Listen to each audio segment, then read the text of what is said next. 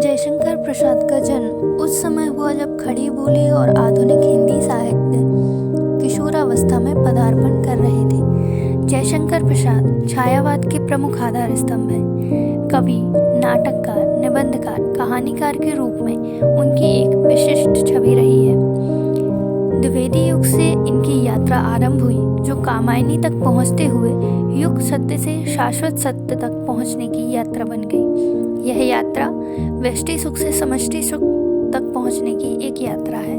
कामायनी इनकी प्रौढ़ कृति है। इसकी रचना 1936 में हुई। यह एक श्रेष्ठ रचना है। जिस प्रकार से तुलसीदास ने रामचरितमानस की रचना की और वह लोक जगत में, समाज में, साहित्य जगत में प्रसिद्ध हुआ, उसी तरह से महाकाव्य की श्रेणी में प्रसाद की कामायनी का नाम आता है। प्रसाद ने कामायनी में शैव दर्शन के अंतर्गत आने वाले प्रत्यभिज्ञा दर्शन की मान्यताओं को ग्रहण किया। जयशंकर प्रसाद आरंभ से ही कश्मीरी शैव मत के अनुयायी रहे हैं। प्रत्यभिज्ञा दर्शन, जिसे शैव द्वैतवाद अथवा ईश्वर अद्वैतवाद भी कहते हैं, यह स्पंद, त्रक, शैवाद्वैत दर्शन के नाम से भी काफी प्रचलित रहा है। इसका आरंभ 9वीं शताब्दी में कश्मीर से हुआ था।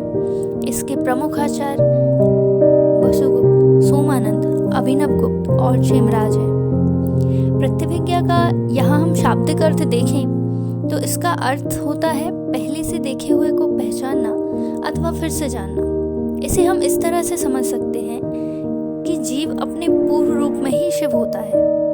माया शिव को कला, विद्या, राग, काल और नियति के 5 कंचकों में आवृत कर जीव स्वरूप प्रदान करती है। जीव अपने स्वरूप को पुनः जानकर ही शिव तत्व की प्राप्ति कर सकता है। शैव दर्शन के 36 तत्वों में पहला तत्व शिव है, दूसरा तत्व महाचिति है और 11वां तत्व नियति है। नियति परमात्मा की नियामिका शक्ति है जो संसार चक्र को चलाती है। कामायनी में समरसता और आनंदवाद की स्थापना के वर्णन के साथ साथ प्रत्यभिज्ञा दर्शन के सहयोगी बौद्ध दर्शन के प्रमुख गुण दुखवाद, क्षणिकवाद, महाकरुणा भी हमें यहाँ देखने को मिलती है। प्रत्यभिज्ञा दर्शन में माया शिवाश्रित है और चित्त शक्ति के अवधान के बिना यह निष्क्रिय ही रहती है। इस तरह माया परम शिव की सृजन शक्ति है और परम शिव में स्थित होने के कारण शिव तत्व से उसका अभेद भी है। वह शिव की आनंद रूपा शक्ति है। कामायनी में प्रसाद जी ने प्रत्यभिज्ञा दर्शन की सबसे अधिक अभिव्यक्ति की है। जैसे कामायनी की नायिका श्रद्धा ज्योतिर्मयी प्रकाश स्वरूपा है, उसी से संयुक्त होकर मनु अपने महाप्रकाश रूप और आनंद स्वरूप का अभिज्ञान कर पाते हैं। सब भेदभाव भुलाकर दुख सुख को दृश्य बनाता, मानव कह रहे यह मैं हूँ, यह विश्व नीड़ बन जाता। उपर्युक्त पंक्तियों में प्रत्यभिज्ञा दर्शन का महत्वपूर्ण सिद्धांत अभिव्यक्त हुआ है। जीवात्मा को प्रत्यभिज्ञा ज्ञान होने पर विश्वात्मा का अनुभव होता है। दुख सुख को दृश्य बनाता में शिव तत्व के विश्वोत्तीर्णता की ओर संकेत है। परम शिव देश काल आदि से परे विश्वोत्तीर्ण परम स्वतंत्र आनंद रूप सत्य और ज्ञान स्वरूप है। किंतु जब उसमें सृष्टि की कामना जगती है तो विश्वोत्तीर्ण से विश्वमय बन जाता है और तब विश्वात्म का भाव ही विश्वनीड़ बन जाता है। प्रत्यभिज्ञा हृदयम का संपूर्ण दर्शन ही चिति, चित्त और चेतन पर आधारित है। परम शिव अपनी स्वतंत्र शक्ति के चलते चिति के द्वारा विश्वोत्तीर्ण और विश्वात्मक रूप में स्थित रहता है। चिति जो शिव शक्ति है, परम शिव से अभिन्न है। परम शिव में सृष्टि निर्माण की कामना होने पर चिति ही जगत में अभिव्यक्त होती है, क्योंकि यह चिति इच्छा ज्ञान क्रिया रूपणी भी है। प्रसाद जी चिति को महाचिति से संबोधित करते हैं। कर रही लीलामय आनंद महाचिति सजग हुई से व्यक्त, विश्व का उन्मीलन अभिराम, इसी में होते सब अनुरक्त। प्रत्यभिज्ञा दर्शन में चिति लीलामय व्यक्तिकरण ही नहीं, वह भेद मूला भी है, जिसके कारण द्वैत पनपता है। चिति केंद्रों में जो संघर्ष चला करता है, द्वैता का जो भाव सदा मन में भरता है। यह जगत परम शिव की तरह ही शाश्वत है, इसलिए कि तिरोहण में यह में अवस्थित है और व्यक्त में उसकी लीला है। यह लीला चिरंतन आनंदमय है। चित्ती का स्वरूप यह नित्य जगत, वह रूप बदलता है शत शत। कण विरह मिलन में नित्य निरत, उल्लासपूर्ण आनंद सतत। प्रत्यभिज्ञा दर्शन में जिसे काम कला कहा गया है, प्रसाद कामायनी में उसे प्रेम कला कहते हैं। यह लीला जिसकी विकस चली वह मूल शक्ति थी प्रेम कला। प्रत्यभिज्ञा दर्शन में स्पंदन का बहुत महत्व है। महाचिति का स्पंदन ही जगत को गतिशील करता है, वही भेदों का कारण बनता है और अभेद की भी स्थापना करता है। यह स्पंदन ही है जिसने जगत को व्यस्त बनाया हुआ है। इसी स्पंदन के कारण अखंड आनंद यात्रा की प्रेरणा मिलती है। विषमता की पीड़ा से व्यक्त हो रहा स्पंदित विश्व महान, यही दुख सुख विकास का सत्य, यही भूमा का मधु मैदान। प्रत्यभिज्ञा दर्शन में वेदांतियों की तरह जगत का तिरस्कार न करके काम कला, कामायनी में प्रेम कला के माध्यम से उसके प्रसार में निमग्न होना है। काम मंगल से मंडित से सर्ग इच्छा का है परिणाम, तिरस्कृत कर उसको तुम भूल, बनाते हो असफल भवता। प्रसाद ने कामायनी में आध्यात्मिक और वासनात्मक काम के रूप का सृजनात्मक काम में समन्वय किया है। यानी हम आध्यात्मिक काम को ज्ञान, सृजनात्मक काम को इच्छा और वासनात्मक काम को क्रिया मान लें तो देखेंगे कि इन तीनों का कल्याणकारी समन्वय कामायनी में हुआ है। समरसता। प्रत्यभिज्ञा दर्शन में समरसता के सिद्धांत का अत्यधिक महत्व है। जब जीवात्मा परमात्मा को प्राप्त कर लेती है तो समरस्य होता है। जैसे जब नदी सागर से मिल जाती है तो नदी और सागर में समरस्य स्थापित हो जाता है। लिंगायत दर्शन के अनुसार समरस्य दूध और पानी का नहीं होता। दूध का जल में मिलना तो तदात्म्य कहलाता है। दूध और दूध का मिलना तथा पानी और पानी का मिलना ही सामरस्य होता है। तत्व एक होने पर अभिन्नता मिटते ही समरसता स्थापित हो जाती है। समरसता का भाव निगम आगमों सभी में मिलता है, किंतु प्रत्यभिज्ञा दर्शन में जीव के अखंड आनंद की अनुभूति से जुड़ने को समरसता का भाव कहकर सर्वथा दर्शनगत मौलिक स्थापना की गई है। प्रसाद जी ने इसी प्रत्यभिज्ञा दर्शन के आलोक में प्रत्येक जीवात्मा को समरसता का अधिकारी माना है। नित्य समरसता का अधिकार उमड़ता कारण जलधि सम, किंतु समरसता की स्थिति तो शिवत्व और शम की स्थिति है। समरसतत्व प्राप्त करने से पूर्व जीवात्मा विषमता में रहती है। यह जग विषमता का ही रूप है और यह विषमता भी परम शिवत्व की संकुचन अवस्था है। इसलिए यह भी विग्रहणीय न होकर उसी परम तत्व ब्रह्म का मधुमय अवदान है, जिसे तुम समझते हो अभिशाप, जगत की ज्वालाओं का मूल। ईश है वह रहस्य वरदान, कभी मत जाओ उसको भूल। विषमता से होकर ही समरसता का मार्ग जाता है। दुख की रात्रि पिछले पहर में सुख का सूर्य उगने लगता है। इसलिए यह जगत ईश्वर की कल्याणी सृष्टि है, उपेक्षणीय नहीं है। दर्शन की शब्दावली में विषमता जीव या संकुचन का सूचक है। विषम चूंकि संकुचन परम शिव का होकर जीव रूप है, इसलिए इसमें सुख दुख के अनुभव रहते हैं। समरसता परम स्वतंत्र शिव रूपा है, इसलिए वहाँ दुख सुख का तिरोहण होकर केवल अखंड आनंद ही रहता है और भेद बुद्धि भी समाप्त हो जाती है। समरस थे जड़ या चेतन, सुंदर साकार बना था। चेतनता एक विलसती, आनंद अखंड घना था। आनंदवाद। वास्तव में आनंदवाद आनंद साधना का दर्शन है। प्रसाद जी ने समरसता को आनंद का घटक माना और व्यक्ति, समाज, प्रकृति की समरसता का विस्तृत काव्यमय वर्णन कर ऐहिक जीवन से लेकर अलौकिक अनुभवों तक आनंद की अभिव्यक्ति की है।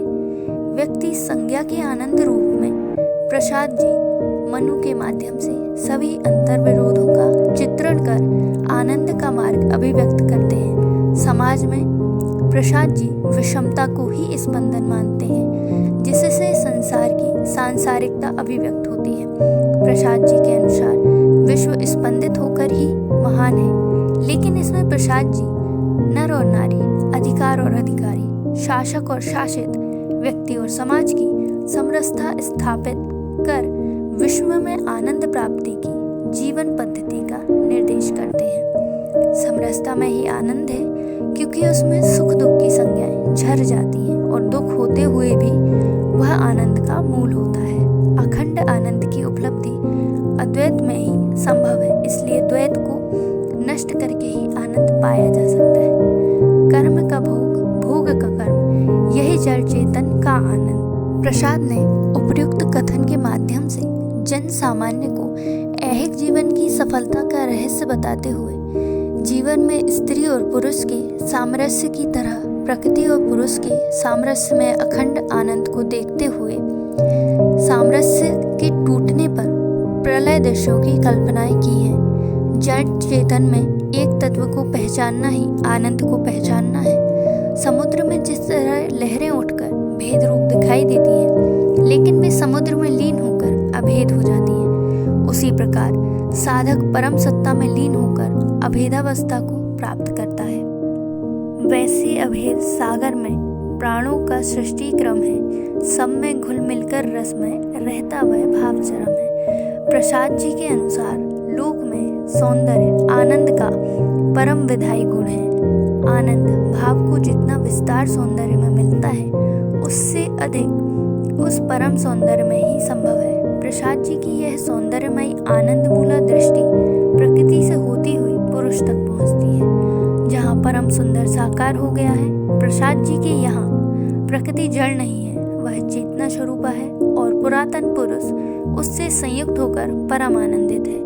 चिर मिलति प्रकृति से पुलकित वह चेतन पुरुष पुरातन निज शक्ति तरंगायति था आनंद अम्बुनिधि शोभन। प्रसाद जी की सौंदर्य उपासना में व्याप्ति है और सात्विकता है। कम से कम कामायनी की सौंदर्य दृष्टि इसका उदाहरण है। आनंद विधान के लिए प्रसाद जी श्रद्धा भावना पर बल देते हैं, इसलिए कि वह अंतर विरोधों को सुलझाकर शांति और शीतलता देने वाली है और जड़ चेतन के भेद को समाप्त करने वाली। जड़ चेतन की गांठें वही सुलझन है भूल सुधारों की, वह शीतलता है शांतिमयी जीवन के उष्ण विचारों की। यही श्रद्धा भावना हमें जड़ जंगम में एक रूपता का दर्शन कराती है। आनंद रूपा उस परम सत्य तक पहुंचने का मार्ग निर्देशित करती है। दुर्बलताओं तक विजय पाने के लिए हमें शक्ति देती है और प्रेरित करती है। परम शिव के सौंदर्य प्रकाश में चेतना होकर विलसती है। मनुष्य मानस के सौंदर्य का वह एकांतिक आधार है, उससे तदात्म ही स्थायी आनंद का स्रोत है। प्रसाद जी श्रद्धा भावना की व्याप्ति और उसकी पूर्ण संपूर्णता को इस प्रकार अभिव्यक्त करते हैं। वह विश्व चेतना पुलकित थी पूर्ण काम की प्रतिमा, जैसे गंभीर महाहृदय हो भरा विमल जल महिमा। दुख बात प्रसाद जी पर बौद्ध दर्शन का भी प्रभाव था। गौतम बुद्ध दुख को परम आर्य सत्य मानते थे और प्रसाद जी सुख के लिए दुख की अनिवार्यता मानते थे। दुख की पिछली रजनी बीच विकसा दुख का नभल प्रभात, एक पर्दा यह झीना यह नील छिपाए हैं जिसमें सुख गात। और दुख को भूमा का मधुमय दान भी मानते हैं, किंतु नभ की डालों में जीवन दुख का प्रकाश ही उन्हें अधिक घेर रहा था। वह व्यथा की नीली गहरों में ही मणिगण देखते थे। इस जगत में उन्हें दुख की आंधी और पीड़ा की लहरें दिख रही थी। विश्व जिसमें दुख की आंधी पीड़ा की लहरें उठती, जिसमें जीवन मरण बना था बुद्ध की माया नचती और जीवन मृत्यु का पर्याय हो रहा था। यहाँ सुख माया है और दुख सत्य है। क्षणिकवाद दुखवाद के अतिरिक्त बौद्ध दर्शन के क्षणिकवाद का भी प्रसाद जी पर गहरा प्रभाव पड़ा। क्षण क्षण जगत में परिवर्तन के बौद्ध दर्शनगत रूप को प्रसाद जी ने कामायनी में भी अभिव्यक्त किया है। जो अभी है वह अगले क्षण नहीं रहेगा और जो अगले क्षण होगा वह उससे आगे नहीं रहेगा। यह स्फुलिंग का नृत्य एक पल आया बीता, टिकने को कब मिला किसी को यहाँ सुभीता। किंतु प्रसाद जी इस सतत परिवर्तन में भी नित्यता मानकर जीवन को क्षण भंगुर तो मानते हैं, लेकिन जगत तो नित्य ही मानते हैं। इसलिए यह जगत परम शिव का शक्ति रूप है और परम शिव शक्ति में ही समाहित है और शिव से ही उद्भवित होती रहती। महाकरुणा बौद्ध दर्शन के महाकरुणा भाव का भी प्रसाद जी पर विशेष प्रभाव पड़ा था। कामायनी में तो प्रसाद जी ने श्रद्धा को विश्व की करुण कामना मूर्ति कहकर महाकरुणा के प्रतिरूप में चित्रित किया है। श्रद्धा बलि पशु के चीत्कार से उसके प्रति करुणाद्र हो उठती है। ईड़ा द्वारा मनु से उसे विलग करने पर भी वह ईड़ा की पीड़ा से विकलित होकर अपने पुत्र मानव को उसे सौंप देती है। श्रद्धा का संपूर्ण व्यक्तित्व महाकरुणा का ही रूप है। इस प्रकार प्रसाद ने प्रतिभिज्ञा दर्शन के अतिरिक्त ऐसे अन्य दार्शनिक प्रभावों को भी ग्रहण किया है जो प्रतिभिज्ञा दर्शन के अविरोधी हैं और उनकी आनंदवादी धारणा की संगति में है। कामायनी में दर्शनगत परिणतियों का वैचारिक महत्व तो है ही, इसके साथ ही कलात्मक ढंग से अभिव्यक्त होने के कारण वह संवेद भी है, इसलिए उनका काव्यात्मक महत्व बहुत ही अधिक है।